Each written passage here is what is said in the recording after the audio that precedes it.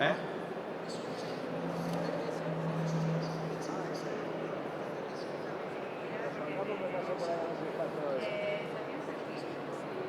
Sí, espera, es que está bien.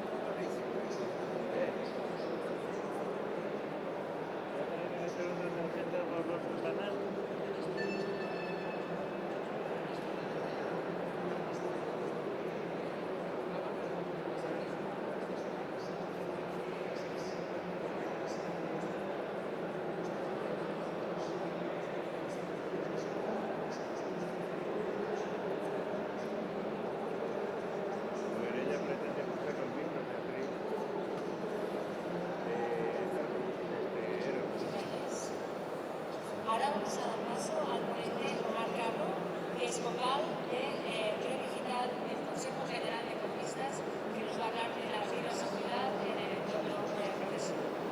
Bienvenido. Gracias, Cristina. Bueno, buenas tardes a todos los que os habéis quedado hasta última hora de la tarde en la feria para escuchar un poco de las nuevas regulaciones que han salido acerca de la ciberseguridad tanto en los procesos de auditoría como aquellas que afectan a las firmas de auditoría. Como ha dicho Cristina, mi nombre es Omar Carro, soy vocal de Red Digital, que es el registro que aglutina a los economistas digitales o aquella parte del Consejo General de Economistas que nos dedicamos a todos los temas de economía y transformación digital, ¿vale? Desde el registro hemos organizado varios grupos de trabajo. Yo soy el coordinador del grupo de trabajo de ciberseguridad y junto con el REA, el registro de auditores, hemos identificado una serie de necesidades en la auditoría respecto a la ciberseguridad y hemos elaborado un grupo de trabajo para dar cabida a todas aquellas consultas que nos llegan por parte de nuestros colegiados acerca de qué obligaciones tienen respecto a la ciberseguridad, tanto desde el punto de vista de los despachos profesionales como de los procesos de auditoría en sus clientes. Empezaremos con algo muy básico, que es explicar un poco qué es la ciberseguridad. Casi todos tenemos una ligera idea de lo que es la ciberseguridad. Llevamos varios años, pues desde que, sobre todo desde la pandemia, en el cual hemos empezado a utilizar los medios electrónicos de una manera más asidua, en la que todos de una manera más o menos cercana hemos vivido algún problema de ciberseguridad. Pero vamos a recordar un poco qué es lo que se entiende generalmente por ciberseguridad. Ciberseguridad lo que trata es, en primer lugar, de proteger nuestros datos personales, es decir, que nuestra información, que cada vez está más en las redes o en el mundo digital, no caiga en manos de aquellas personas que pueden utilizarlas para delinquir, para hacer tareas ilegales en nuestro nombre o que puedan utilizar nuestros datos para, pues, en fin, como pedir préstamos en nuestro nombre, utilizarlo para firmar contratos en nuestro nombre, etc. Eso está unido con la protección del robo de identidad. Es decir, hoy en día lo más preciado que tenemos es nuestra identidad, es aquello que nos identifica con quién somos. Esto hasta hace unos años estaba claro. Nosotros somos quien decimos ser porque tenemos un documento en papel que lo dice. Hoy en día todo esto es mucho más difícil de atestiguar. Realizamos muchas actividades en las cuales ni siquiera nos personamos como personas físicas. Es decir, basta una llamada telefónica, un correo electrónico o una firma digital para tomar decisiones en nuestro nombre. Por eso la protección de nuestra identidad digital cada vez es más importante. Protección de la propiedad intelectual. Muchos de nuestros negocios basan su quehacer o su negocio en la propiedad intelectual, en lo que saben, en sus patentes, en su saber hacer. Es decir, eso que les hace únicos. Si perdemos eso que nos hace únicos, perdemos nuestro negocio, ¿vale? Por eso es importante protegerlo. Esa propiedad intelectual normalmente se refleja en un formato digital. Continuidad de negocio. Hemos visto en innumerables ocasiones como un ataque malintencionado contra un negocio puede paralizar durante horas e incluso durante días la actividad de ese negocio. Dependiendo de qué negocio se trate, puede hacer que ese negocio incluso quiebre. Imaginaros, pues que estoy hablando de un canal de televisión que se vea obligado a cesar sus emisiones durante una semana entera porque han echado abajo todos sus sistemas informáticos. Pues lo más probable es que las pérdidas económicas que sufra ese canal de televisión sean enormes e incluso pueda acabar con su negocio. Protección de infraestructuras críticas. Estamos viendo, sobre todo en el último año en nuestro país, cómo se están realizando numerosos ataques contra infraestructuras críticas, hospitales, ayuntamientos, compañías telefónicas, etc. De momento son ataques que no han afectado al funcionamiento integral de estas estructuras, pero que sí han puesto en jaque a alguna de ellas, como ha sido el caso de hospitales, ¿vale?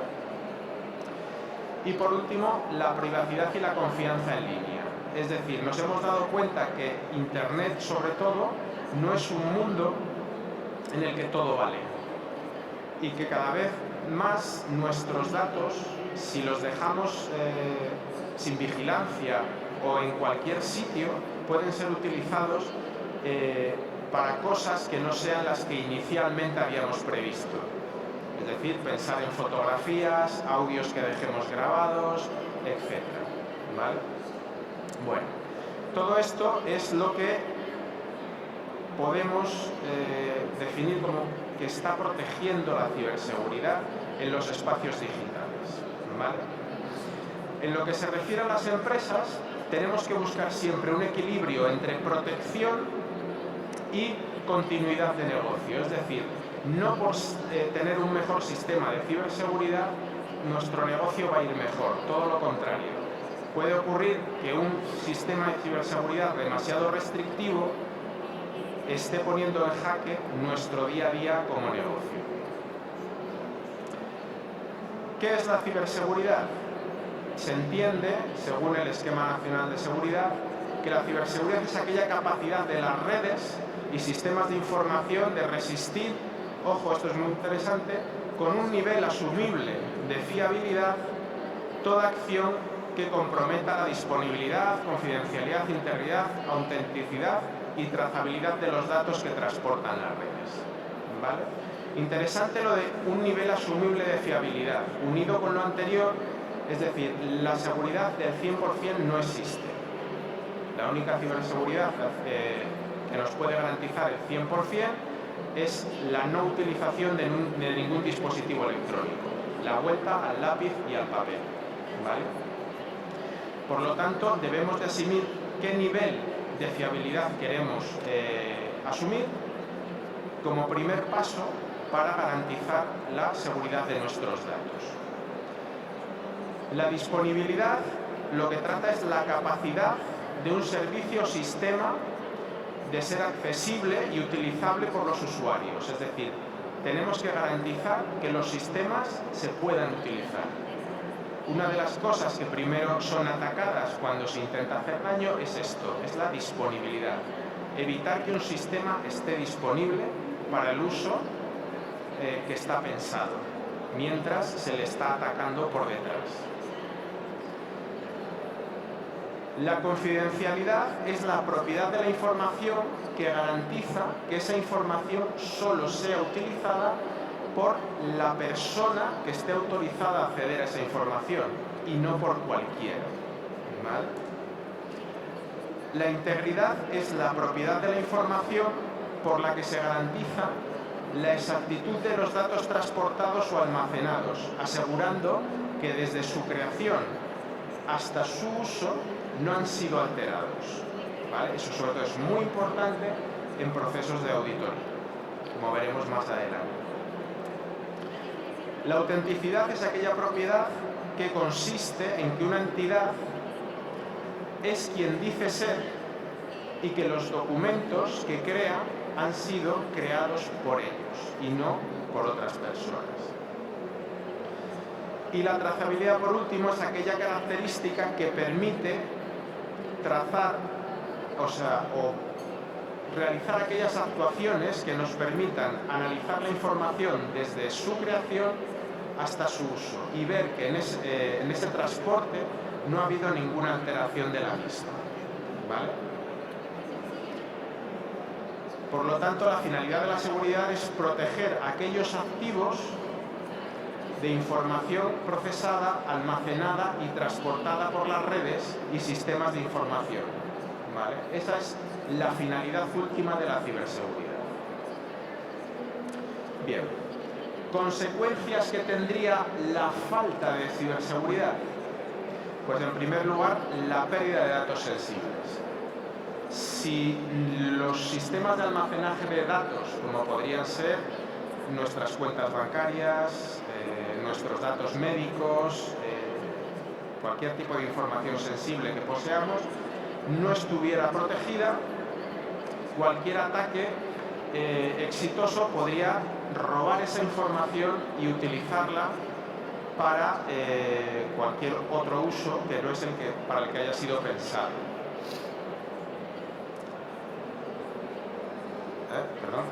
Daño a la reputación. Una pérdida de datos o un ataque exitoso contra una entidad, lo primero que daña es la reputación.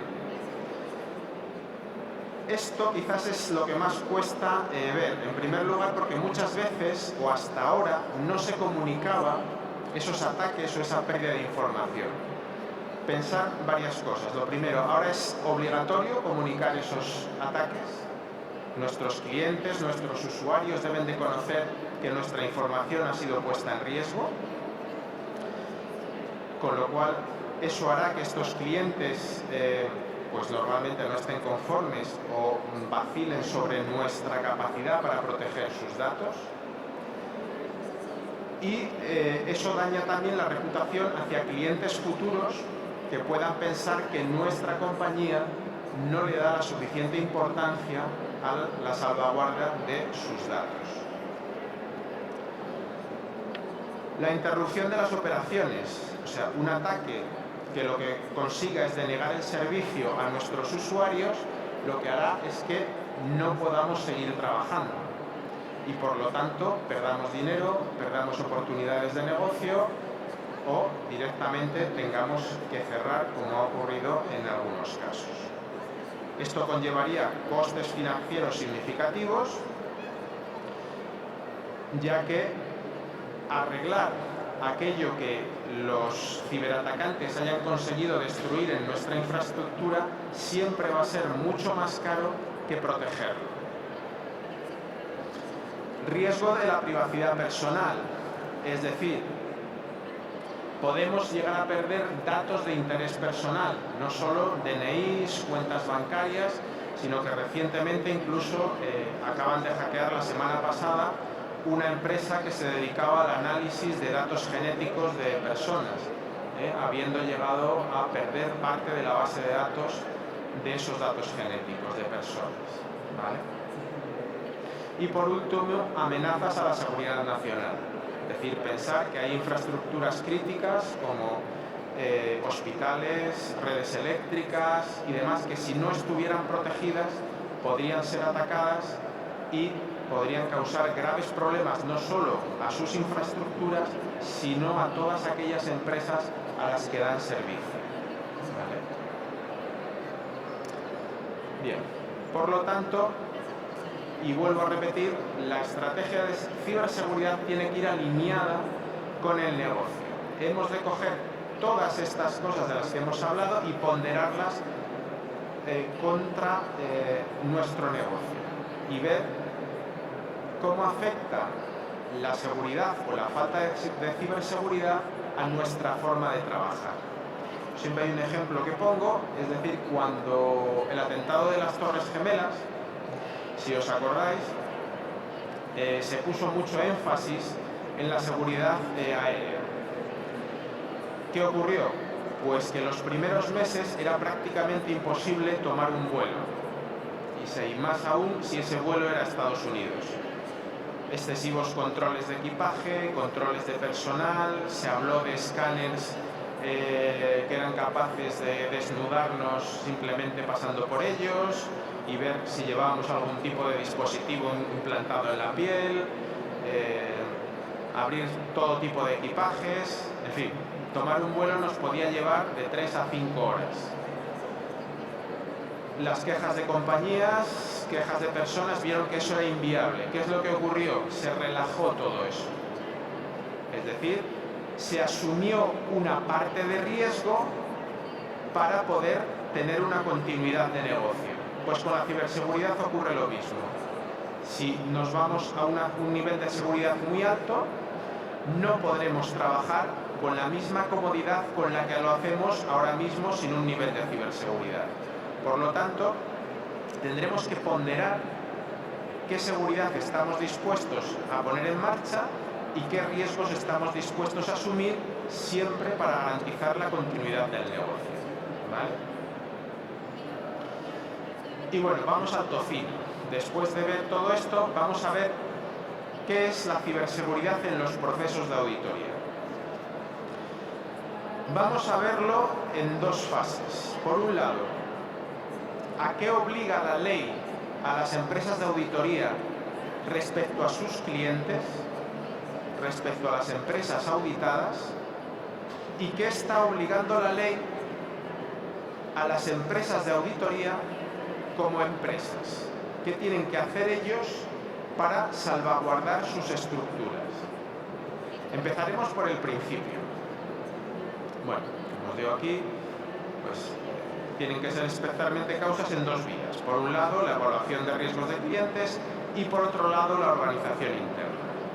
Bien. El marco legal de la auditoría y las tecnologías de la información.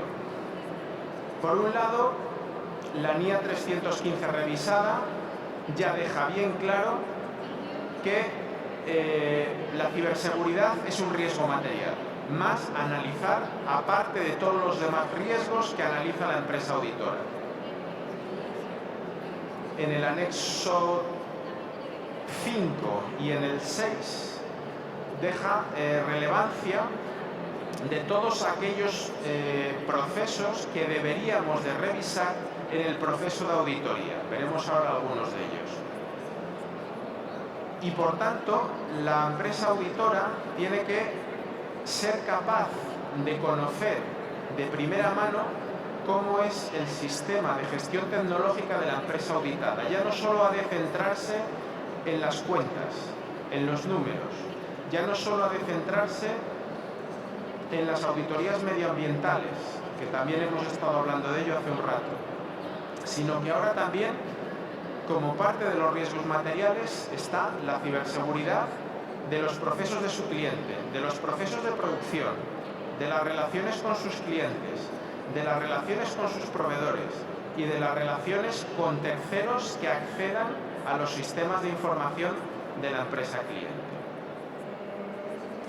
Bien, la evaluación de los riesgos derivados de estos usos, como os digo, vienen especificados en la NIA 315 revisada que amplía en gran medida todo este tipo de aspectos que hay que auditar, y entre ellos destacamos los siguientes.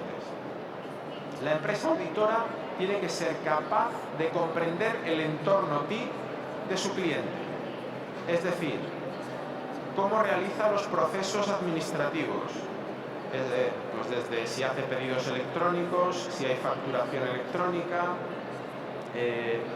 cómo se relaciona con la administración electrónica, con sus clientes, proveedores, todo el proceso tecnológico que hay en su trabajo.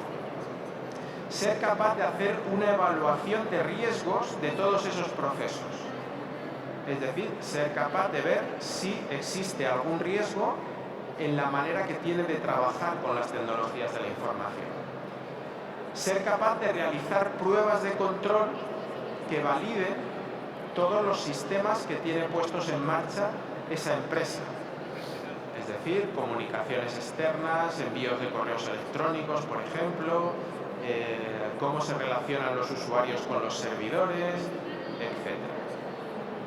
Revisar registros, es decir, ver si durante el año esos registros nos pueden dar alguna señal de alerta de que se haya sufrido algún ataque, de que haya algún proceso que se esté ejecutando de manera indebida, de que las políticas de seguridad no sean las correctas, etc. Todo eso, las empresas tienen registros que el auditor debería de consultar. Evaluación de políticas de seguridad y concienciación del personal. Esto es muy importante y que todavía no se hace en gran cantidad de empresas.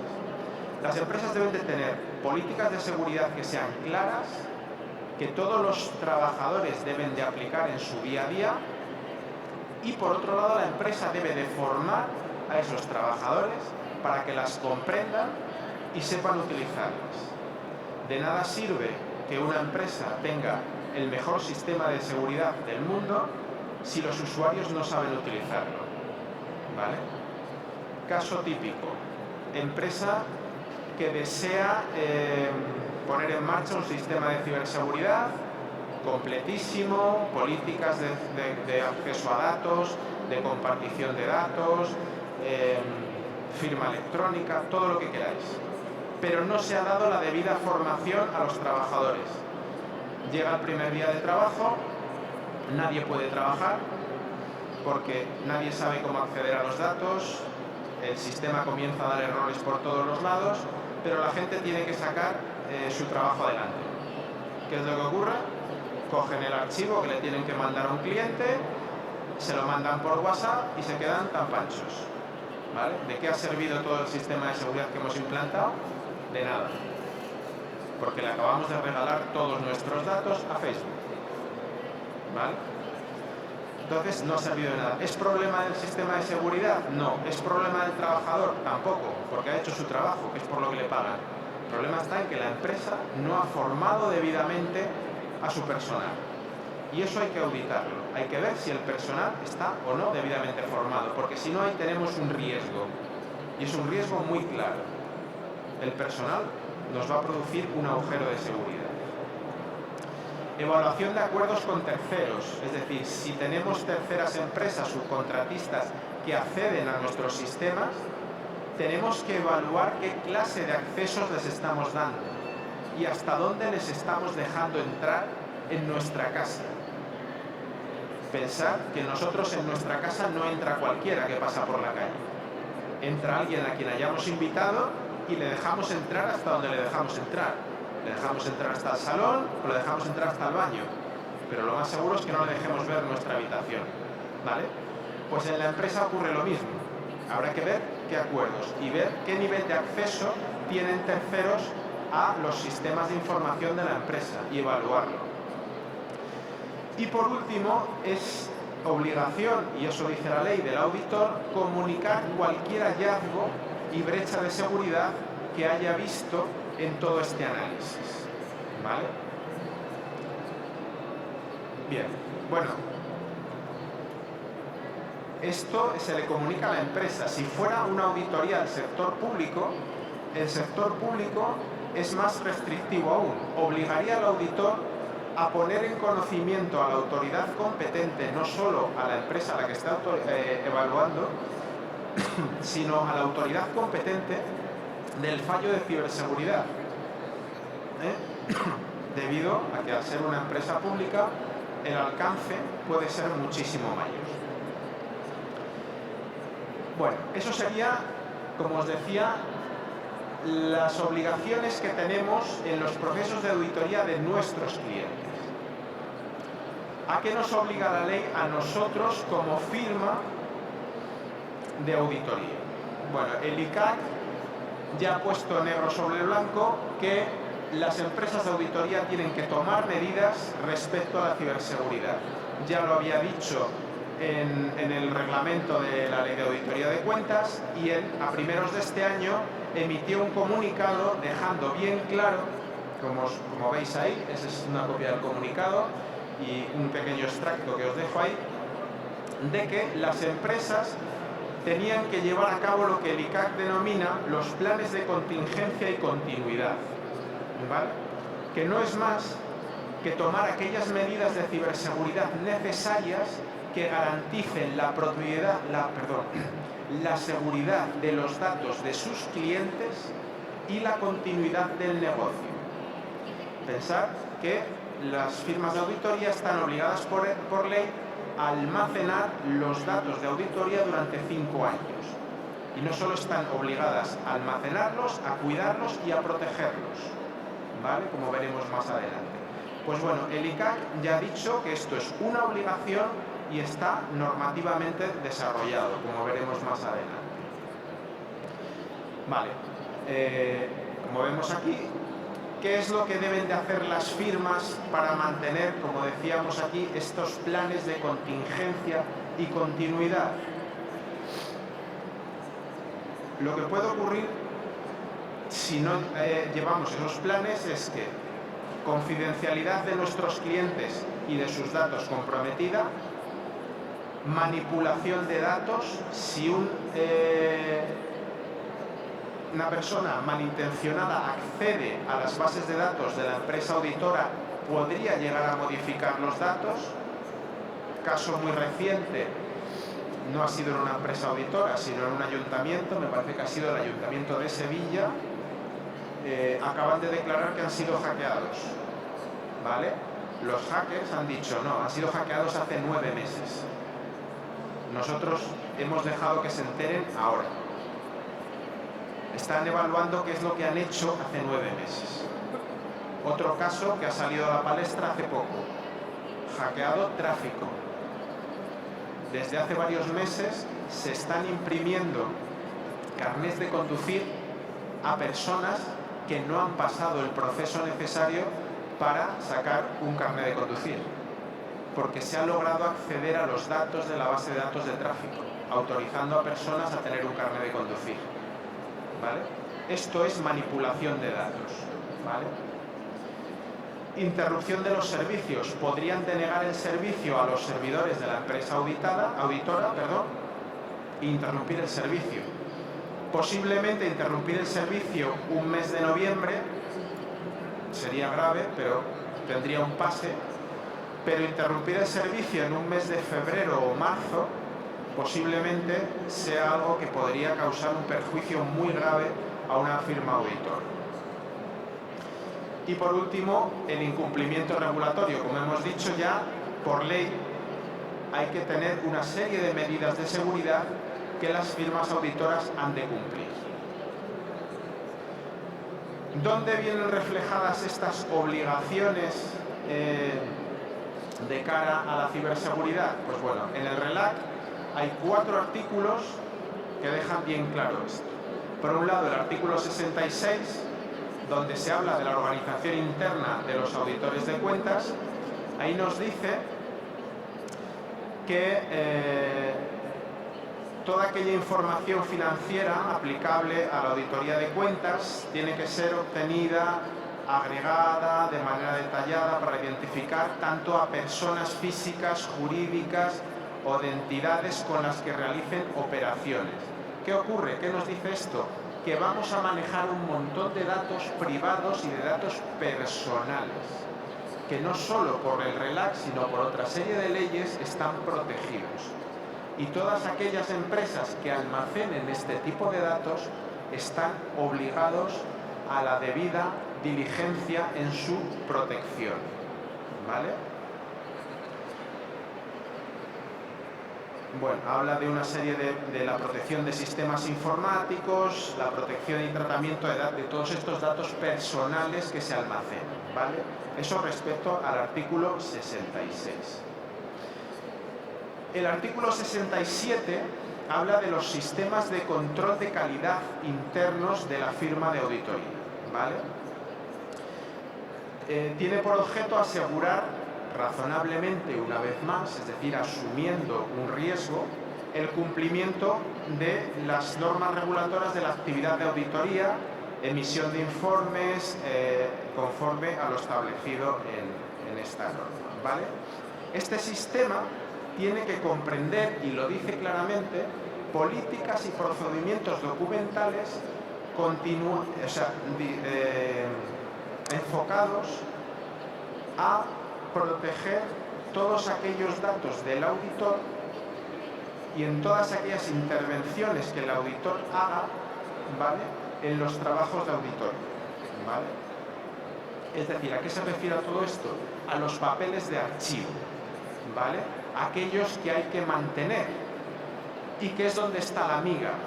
Realmente la miga de lo que puede perder una firma de auditoría no está en el informe de auditoría, que acaba siendo, en casi todos los casos, acaba siendo público, ¿vale?, sino en los papeles, en toda aquella información que el auditor recopila para hacer ese informe, ¿vale? Pensar también una cosa,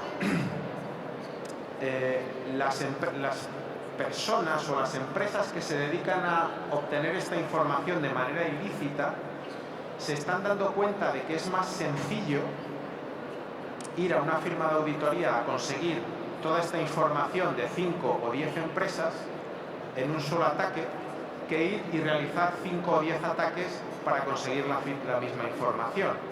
Aparte de que es más difícil, seguramente, intentar hackear a Telefónica o a Repsol que intentar hackear a las empresas de auditoría que auditan sus cuentas. Y pensar, no he hecho el cálculo, pero el otro día lo pensaba, digo, seguramente si yo deseo obtener toda la información de la elaboración de los informes de auditoría de las 35 empresas del IBEX, es más fácil obtenerlas a través de las firmas de auditoría que hackeando a las 35 empresas del IBEX, porque si, igual no me equivoco mucho, pero hackeando a 5 auditoras probablemente obtenga los datos de las 35 empresas, porque las firmas de auditoría capacitadas para auditar ese tipo de empresas no son tantas, ¿vale? Bien, el artículo 69 vuelve a hablar del archivo de auditoría y de la documentación de trabajo, ¿vale? El archivo electrónico vuelve a decir que deberá de compilarse en un formato de archivo electrónico con las debidas medidas de seguridad que garanticen su autenticidad. Hemos hablado hace un rato de qué era la autenticidad. Es decir, una vez los papeles estén archivados, tenemos que garantizar que no van a ser modificados durante el plazo que estamos obligados a mantenerlos. Que nadie accede a ellos y modifica algún dato. Hoy en día, tener en cuenta que este archivo es digital prácticamente en todos los casos, ¿vale? Con lo cual tenemos que garantizar que nadie puede acceder a ese archivo una vez compilado, y que si alguien lo hace, porque se puede haber algún tipo de modificación, lo haga con la debida autorización y con el debido registro que tiene que quedar en el archivo, de quién ha accedido, por qué y qué es lo que ha hecho, ¿vale? El artículo 72 nos habla de el deber de conservación y custodia durante 5 años, me parece que son, de estos papeles de auditoría, ¿vale? Aparte, nos obliga a que existan unos controles que aseguren la custodia, la integridad y la recuperación de la información. Es decir, de nada sirve que yo tenga ese archivo, no haya vuelto a mirar para él y en el año 4, por lo que sea, tenga que rescatarlo y resulta que no soy capaz de rescatarlo, porque se ha corrompido el servidor donde estaba, he perdido el disco duro y no nos habíamos dado cuenta, etc. Entonces, la ley obliga a que cada X tiempo se hagan unas pruebas de integridad de la información y pruebas de recuperación, ¿vale? Lo cual, pues, la ley dice de manera que podamos reducir el riesgo de deterioro, pérdida y garanticemos la accesibilidad y durante el periodo de custodia, ¿vale? Luego, pongo ahí que no son parte del RELAC, dos anexos de la NIA 315, el anexo 5 y el anexo 6. ¿Por qué son interesantes? Aunque estos anexos se refieren a los clientes. Porque en esos anexos hay una serie de controles que la NIA recomienda hacer en los clientes, pero que son aplicables a nosotros mismos. Y que la recomendación sería, primero, aplicarlos en nuestro entorno, saber cómo funcionan, para luego comprender cómo aplicarlos en el cliente, ¿vale? Entonces, es interesante, si no sabemos por dónde empezar, o es decir, yo qué controles de tecnología puedo realizar en un cliente. Bueno, pues la NIA 315 en el anexo 5 y 6 nos hace una serie de consideraciones de cosas que deberíamos de mirar, ¿vale? No vamos a entrar ahí de momento. Desde Red Digital, desde el Consejo General de Economistas y el grupo de trabajo que tenemos con REA, hemos elaborado una serie de fichas que ayudan a nuestros profesionales a realizar todo este tipo de controles, ¿vale? De momento tenemos 7 fichas en las cuales